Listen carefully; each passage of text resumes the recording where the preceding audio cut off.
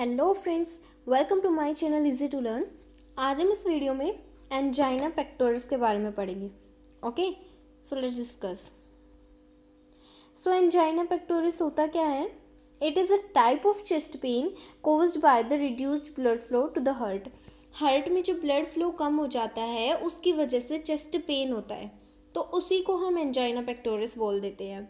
ठीक है, तो ये एक बीमारी नहीं है, एक डिजीज़ में हम इसको कंसिडर नहीं करते हैं। ये एक सिम्टम है कोरोनरी आर्टरी डिजीज़ का। Okay, understand. Next, sign and symptoms इसके भी अलग से हो जाते हैं। एंजाइना पेक्टोरिस के केस में क्या होगा? सीवियर चेस्ट पेन होगा, टाइटनेस होगी, हैवीनेस, क्रशिंग पेन होगा चेस्ट में, और pain can radiate down one or both arms. So जो पेन है वो एक आर्म में भी हो सकता है, वो दोनों में भी हो सकता है, लेकिन जो लेफ्ट आर्म होती है उसमें बहुत ज़्यादा कॉमन हो जाता है, उसमें ज़्यादा होता है, और हैवीनेस हो जाती है आर्म्स में। तो जो पेन है यूजुअली एक्सर्शन के टाइम पे होता है, और रेस्ट के टाइम पे ये पेन फील नहीं होता है पेशेंट को। It can be relieved with the vasodilator medication such as nitroglycerine. हम सिंपल वेसोडाइलेटर मेडिकेशंस देके हम साइन एंड सिम्टम्स को रिलीव कर सकते हैं। वेसोडाइलेटर्स में आ जाएगा, जैसे निट्रोग्लिसरीन हो गया। तो ये जो चेस्ट पेन होते हैं इनकी फ्रीक्वेंसी और सीवियरिटी टाइम के साथ साथ बढ़ती रहती है।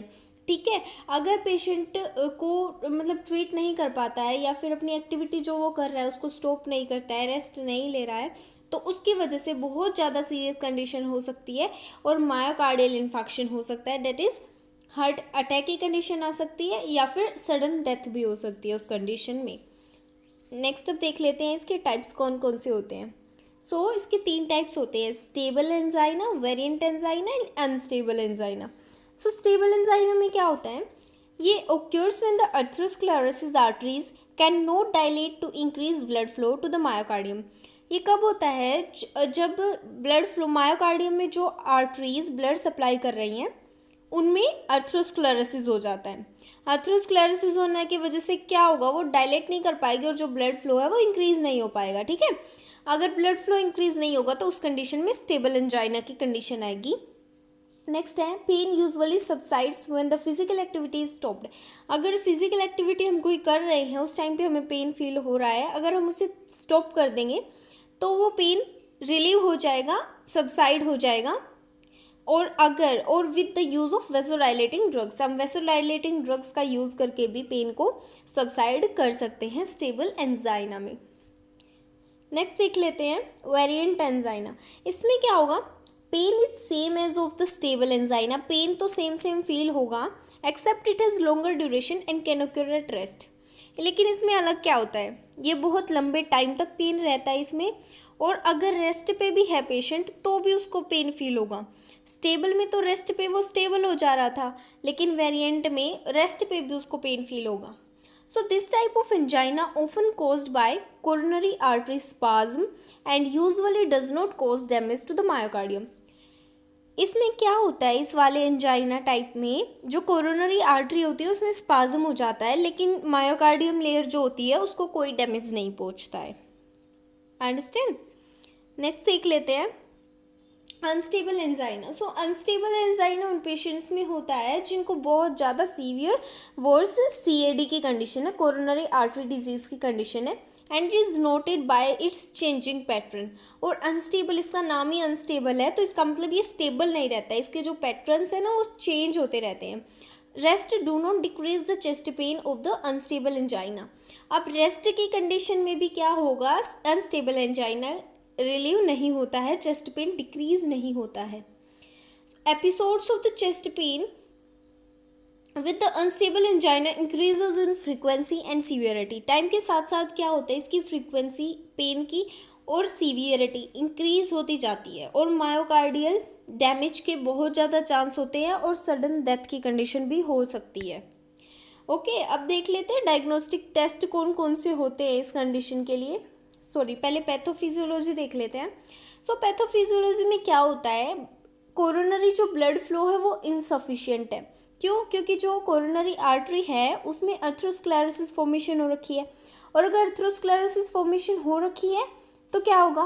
ब्लड फ्लो इनसफिशिएंट हो जाएगा, प्रॉपर अमाउंट में सफिशिएंट ब्लड फ्लो नहीं मिलेगा। उसकी वजह से क्या होगा, जो ऑक्सीजन सप्लाई है वो डिक्रीज हो जाएगी और वो मायोकार्डियम जो डिमांड है ऑक्सीजन की उसको कंप्लीट नहीं कर पाएगी। मायोकार्डियम को जितना ऑक्सीजन चाहिए उतना वो नहीं सप्लाई कर पाएगी मायोकार्डियम लेयर को। उसकी वजह से क्या होगा, need of oxygen exceeds the supply. अब ऑक्सीजन की बहुत ज़्यादा नीड है तो सप्लाई एक्सीड होगी, एक्सीड करनी पड़ेगी उसे सप्लाई, लेकिन reduces the blood supply to the heart, जिसकी वजह से जो हार्ट में ब्लड सप्लाई है वो कम हो जाएगी और एंजाइना पेक्टोरिस की कंडीशन आ जाएगी। तो ये तो थी इसकी पैथोफिजियोलॉजी। होप आपको इतना समझ आ गया होगा। अब आगे चलते हैं। डायग्नोस्टिक टेस्ट कौन कौन से होते हैं इस कंडीशन के लिए। तो फर्स्ट तो हमारा इलेक्ट्रोकार्डियोग्राम होता है। इसमें क्या होता है, ईसीजी की हेल्प से हम डायग्नोज करते हैं एंजाइना पेक्टोरिस को, और नॉर्मल 20 to 30% जो केसेस होते हैं वो नॉर्मली रहते हैं इसमें एंजाइना की। ठीक है, और नेक्स्ट इसका है, नेक्स्ट टेस्ट होगा diagnosis exercise electrocardiogram.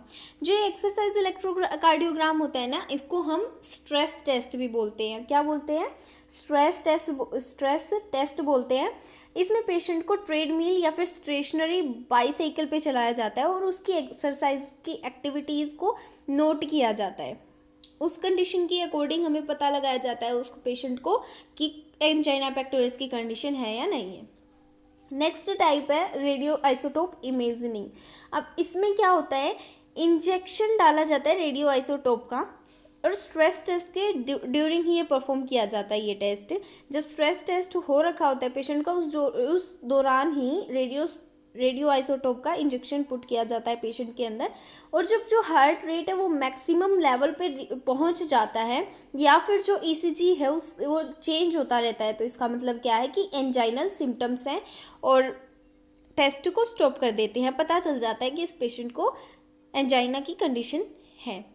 Next test होगा कोरोनरी एंजियोग्राफी। सो जो कोरोनरी एंजियोग्राफी है इसमें डाई डाली जाती है कोरोनरी आर्टरीज को देखने के लिए कि कहाँ पे एथेरोस्क्लेरोसिस फॉर्मेशन हो रखी है, ताकि वो ट्रीट की जाए, आइडेंटिफाई की जाए और फिर उसको ट्रीटमेंट प्रोवाइड किया जाए।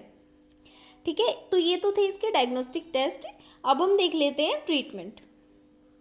सो ट्रीटमेंट में क्या होगा, angina is directed to relieving in preventing angina episode. अब इसमें हमारा मेन फोकस होता है कि हम जो रिलीव करें, जो पेन हो रहा है पेशेंट को उसको रिलीव करें, और जो एंजाइना के एपिसोड्स होते हैं दैट इज़ फ्रीक्वेंसी और सीवियरिटी उसकी इंक्रीज होती रहती है टाइम के साथ साथ, तो उसको हम प्रिवेंट करें। तो उसके लिए हमें क्या क्या करना होगा, वेट रिडक्शन करना होगा, और जो डाइट है उसमें हमें लो फैट लेना है, लो कोलेस्ट्रॉल डाइट लेनी है, और स्ट्रेस रिडक्शन करना होगा, दैट इज़ जो पेशेंट को स्ट्रेस नहीं लेना है, बहुत स्ट्रेस नहीं लेना है, और फिजिकल एक्टिविटी भी बहुत ज़्यादा उसे परफॉर्म नहीं करनी है। तो most of the patient with angina are placed on the medications. अब बहुत सारे पेशेंट होते हैं एंजाइना के, उनको मेडिकेशंस दी जाती हैं ताकि जो उनकी ऑक्सीजन डिमांड है वो कम हो सके और ऑक्सीजन सप्लाई इंक्रीज हो सके। डिमांड कम होगी और सप्लाई इंक्रीज होगी तभी बेनिफिट होगा पेशेंट को, तो हम ऐसी मेडिकेशन उन्हें प्रोवाइड कराएंगे। सो नेक्स्ट अब मेडिकेशंस देख लेते हैं। मेन मेडिकेशंस हमारी 3 टाइप्स की होती है इसमें, vasodilators, calcium channel blockers and beta blockers. Okay, so vasodilators में होते हैं नाइट्रेट्स हो गया, आइसोसोर्बाइड डाइनाइट्रेट हो गया, आइसोसोर्बाइड मोनोट्रेट हो गया, निट्रोग्लिसरीन हो गया। तो ये सब थे वेसोडाइलेटर में। अब वेसोडाइलेटर जो होता है इसका रूट कौन कौन सा होता है एक बार वो मैं आपको बता देती हूँ।